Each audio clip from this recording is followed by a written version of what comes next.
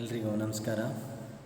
My self Yogish Y, ಸಹಾಯಕ ಪ್ರಾಧ್ಯಾಪಕರು, ರಾಜ್ಯಶಾಸ್ತ್ರ ವಿಭಾಗ, ಸರ್ಕಾರಿ ಪ್ರಥಮ ದರ್ಜೆ ಕಾಲೇಜು ಸಿದ್ದಾಪುರ, ಉತ್ತರ ಕನ್ನಡ. ನಾನಿವತ್ತು ಚೀನಾದ ಶಾಸಕಾಂಗವಾದ ರಾಷ್ಟ್ರೀಯ ಜನತಾ ಕಾಂಗ್ರೆಸ್ಸಿನ ರಚನೆ, ಅಧಿಕಾರ ಮತ್ತು ಕಾರ್ಯಗಳ ಬಗ್ಗೆ ವಿವರಣೆಯನ್ನು ನೀಡ್ತಾ ಇದ್ದೇನೆ. ಚೀನಾ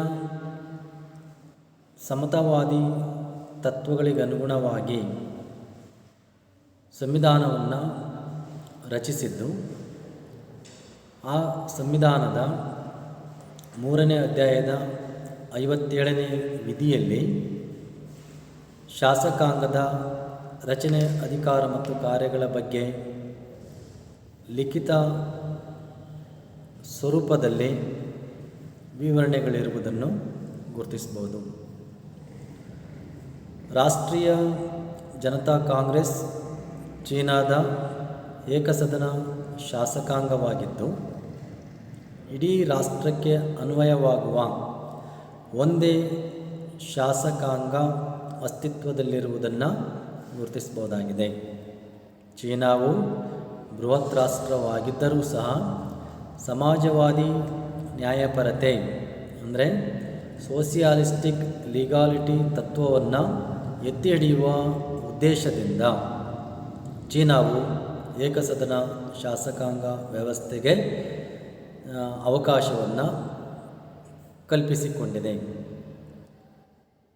1954ರ ಚೀನೀ ಸಂವಿಧಾನವು ಏಕಸದನ ಶಾಸಕಾಂಗವಾದ ರಾಷ್ಟ್ರೀಯ ಜನತಾ ಕಾಂಗ್ರೆಸ್ಸಿಗೆ ಶಾಸನ ರಚಿಸುವ ಸರ್ವೋಚ್ಚ ಅಧಿಕಾರವನ್ನು ನೀಡಿತ್ತು. ಹಾಗೆಯೇ 1982ರ ಚೀನಾದ 5ನೇ ಜನತಾ ಗಣರಾಜ್ಯದ ಸಂವಿಧಾನವೂ ಸಹ ಶಾಸಕಾಂಗವಾದ ರಾಷ್ಟ್ರೀಯ ಜನತಾ ಕಾಂಗ್ರೆಸ್ಸಿಗೆ ಶಾಸನ ರಚಿಸುವ ಸರ್ವೋಚ್ಚ ಅಧಿಕಾರವನ್ನು ನೀಡಿದೆ. ಆದರೆ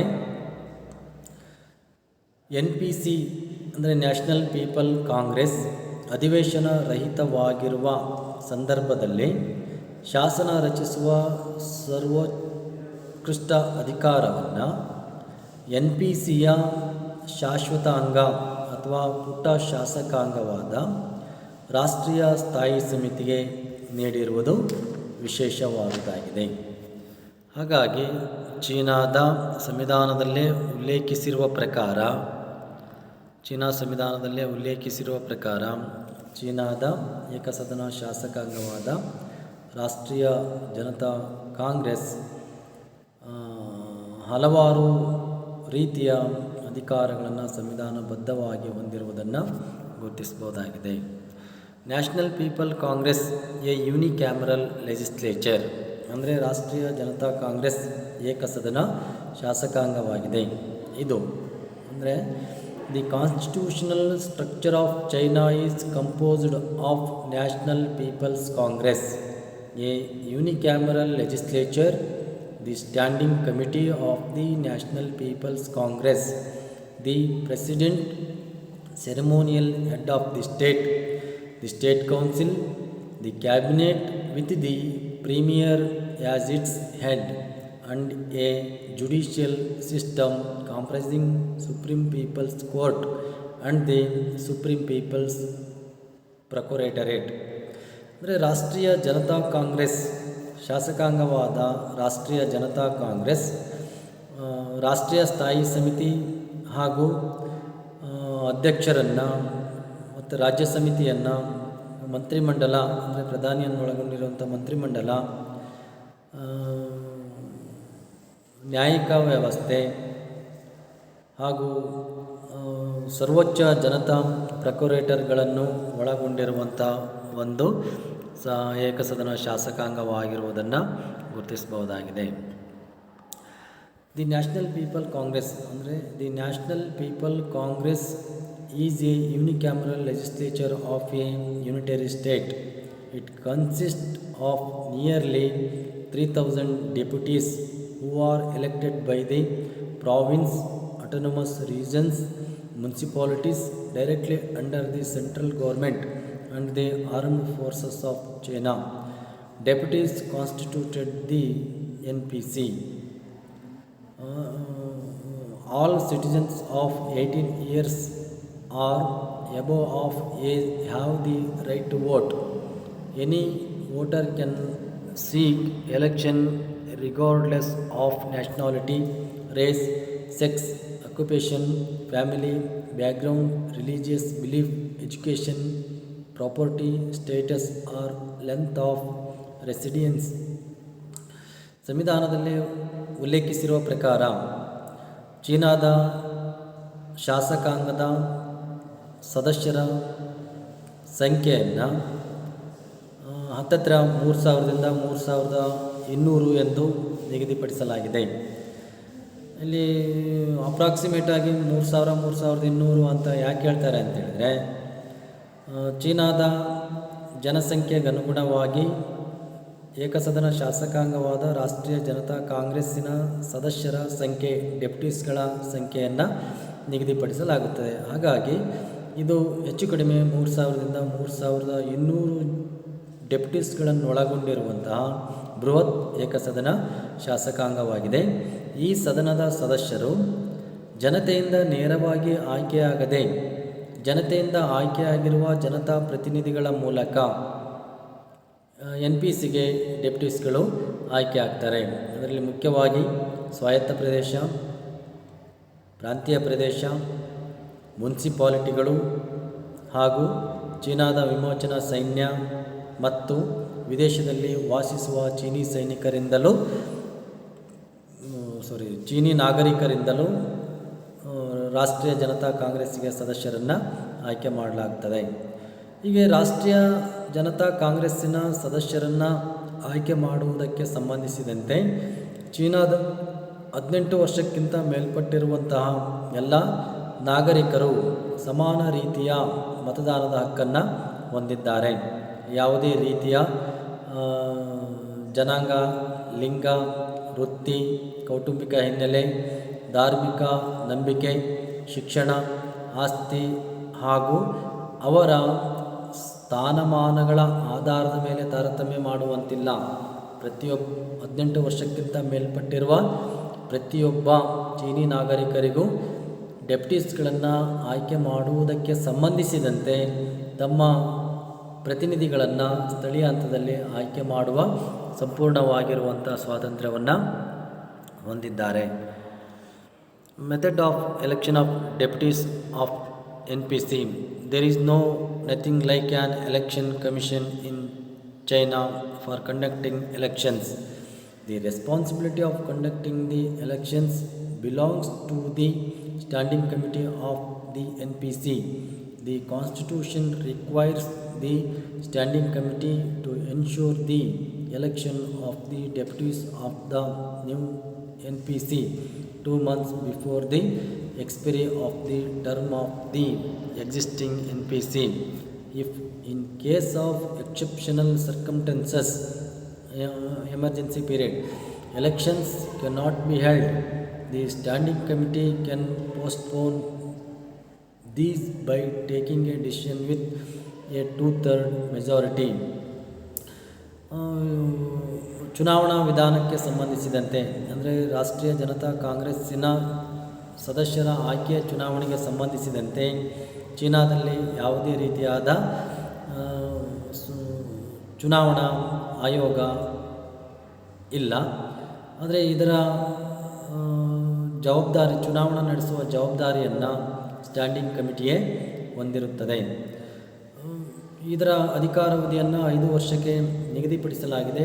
ಒಂದು ವೇಳೆ ಯಾವುದಾದ್ರೂ ಎಮರ್ಜೆನ್ಸಿ ಸಂದರ್ಭಗಳು ಎದುರಾದರೆ, ತುರ್ತು ಸಂದರ್ಭಗಳು ಎದುರಾದರೆ, ಅಂದರೆ ಪ್ರಾಕೃತಿಕ ವಿಕೋಪಗಳಾಗಿರ್ಬೋದು ಅಥವಾ ಆರ್ಥಿಕ ಬಿಕ್ಕಟ್ಟುಗಳಾಗಿರ್ಬೋದು ಅಥವಾ ಆಂತರಿಕ ಸಂಘರ್ಷಗಳಾಗಿರ್ಬೋದು, ಇಂತಹ ಎಕ್ಸೆಪ್ಷನಲ್ ಸರ್ಕಮ್ಟೆನ್ಸಸ್ ಉದ್ಭವಿಸಿದರೆ ಆಗ 3/2 ಸ್ಥಾಯಿ ಸಮಿತಿಯ ಬಹುಮತದ ಆಧಾರದ ಮೇಲೆ ಇದರ ಅಧಿಕಾರಾವಧಿಯನ್ನು 1 ವರ್ಷದವರೆಗೆ ವಿಸ್ತರಿಸಬಹುದಾಗಿದೆ. ಇದರ ಅಧಿಕಾರಾವಧಿ ಇದರ ಅಧಿಕಾರಾವಧಿಯನ್ನು ಈಗಾಗಲೇ ಹೇಳಿದಂತೆ 5 ವರ್ಷಗಳಿಗೆ ನಿಗದಿಪಡಿಸಲಾಗಿದೆ. ಯಾವುದೇ ರೀತಿಯ ಮಧ್ಯಂತರ ಚುನಾವಣೆಗೆ ಅವಕಾಶವಿರುವುದಿಲ್ಲ. ಆದರೆ ಏನಾದರೂ ಪ್ರಾಕೃತಿಕ ವಿಕೋಪಗಳು ಸಂಭವಿಸಿದರೆ ಸ್ಟ್ಯಾಂಡಿಂಗ್ ಕಮಿಟಿಯ 3/2 ಸದಸ್ಯರ ಶಿಫಾರಸಿನ ಆಧಾರದ ಮೇರೆಗೆ ಇದರ ಅಧಿಕಾರಾವಧಿಯನ್ನು ಹೊಸ ಶಾಸಕಾಂಗ ಅಸ್ತಿತ್ವಕ್ಕೆ ಬರುವವರೆಗೆ ಮುಂದೂಡ್ಬೋದು. ಅಂದರೆ 1 ವರ್ಷದವರೆಗೆ ಮುಂದೂಡ್ಬೋದಾಗಿದೆ. The term of the NPC is 5 years. There is no provision for its mid-term dissolution, but in exceptional circumstances, when the standing committee decides to postpone elections, its term gets extended till the election of a new NPC. Session of the NPC. The NPC meets at least once in a year. Its sessions are convened by its standing committee. The power to convene the sessions does not belong to the President of the People's Republic of China. Further, its session can be convened at any time when the standing committee deems it necessary or when more than 1/5 of the deputies so propose. The Constitution does not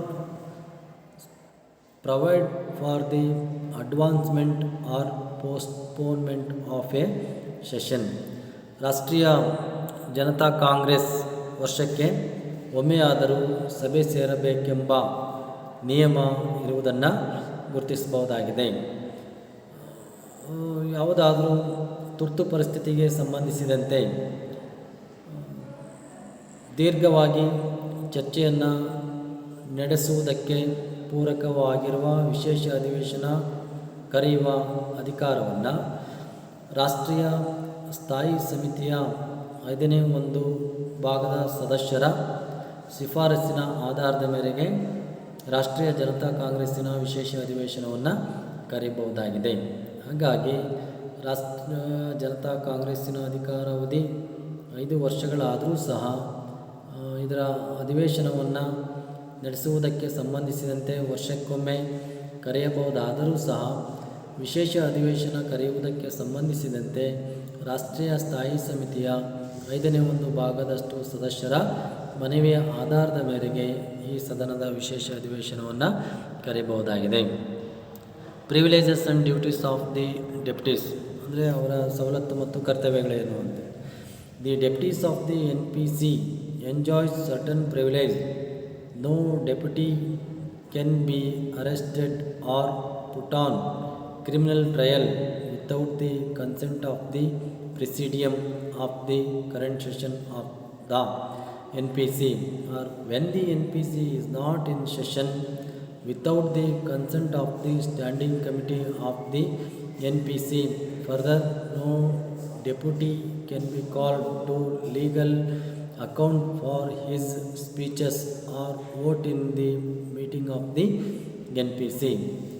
Regarding the deputies of the deputies, the Constitution under its Article 76 provides that they must play an exemplary role in abiding by the Constitution and the law and keeping states secrets and in production and other work and their public activities, assist in the enforcement of the Constitution and the law.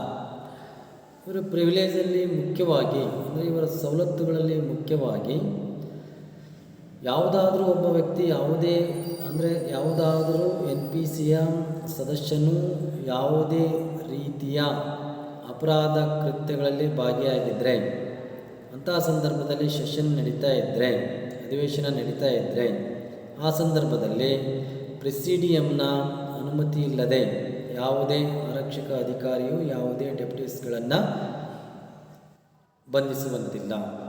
ಹಾಗೆ ಇದಕ್ಕೆ ಪೂರಕವಾಗಿರುವಂತೆ NPC ಅಧಿವೇಶನ ರಹಿತವಾಗಿರುವಂಥ ಸಂದರ್ಭದಲ್ಲಿಯೂ ಸಹ NPCಯ ಯಾವುದೇ ಒಬ್ಬ ಡೆಪ್ಯೂಟೀಸನ್ನು ಯಾವುದೇ ಅಪರಾಧ ಕೃತ್ಯಗಳಿಗೆ ಸಂಬಂಧಿಸಿದಂತೆ ಬಂಧಿಸಬೇಕಾದರೆ ರಾಷ್ಟ್ರೀಯ ಸ್ಥಾಯಿ ಸಮಿತಿಯ ಅನುಮತಿಯನ್ನು ಪಡೆದುಕೊಂಡೇ ಆರಕ್ಷಕ ಅಧಿಕಾರಿಗಳು NPCಯ ಡೆಪ್ಯೂಟೀಸ್ಗಳನ್ನು ಬಂಧಿಸಬೇಕಾಗ್ತದೆ.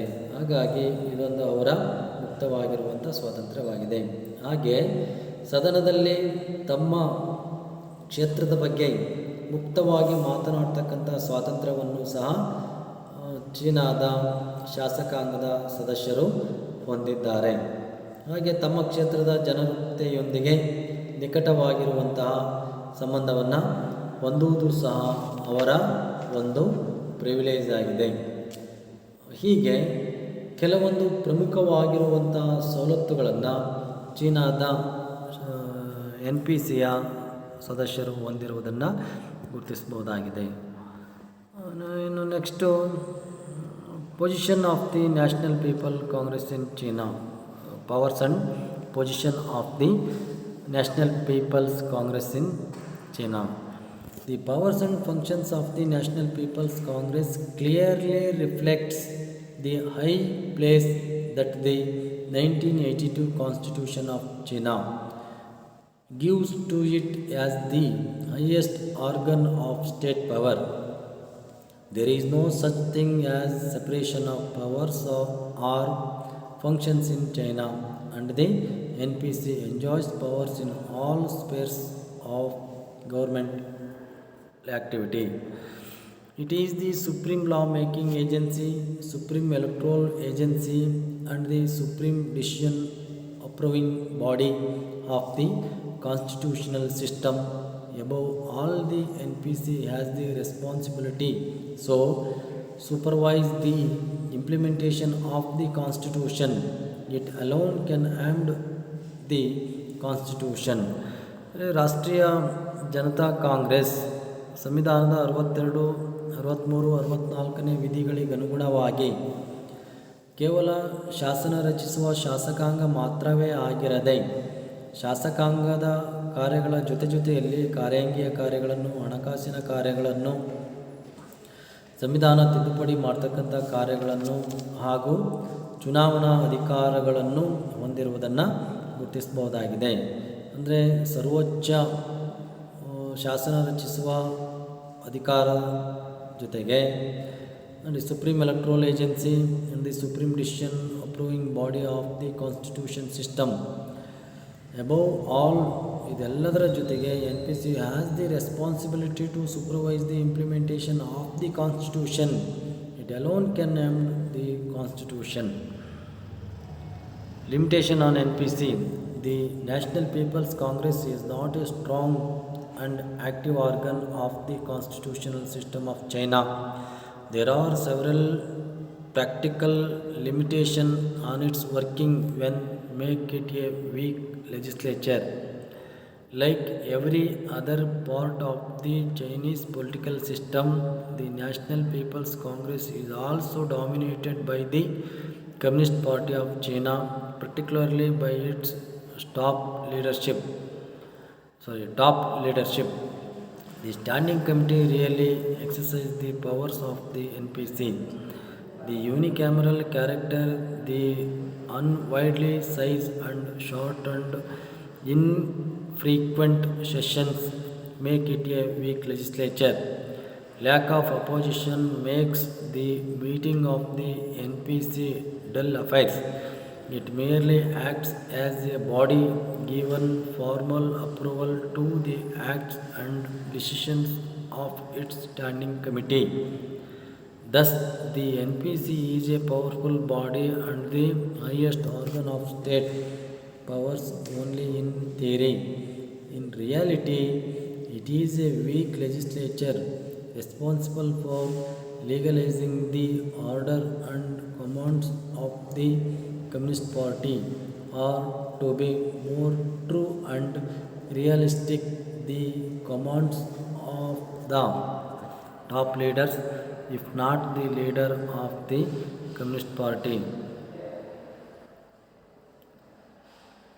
ಇಷ್ಟು ರಾಷ್ಟ್ರೀಯ ಜನತಾ ಕಾಂಗ್ರೆಸ್ಸಿನ ಅಧಿಕಾರ ಮತ್ತು ಕಾರ್ಯಗಳಾಗಿವೆ.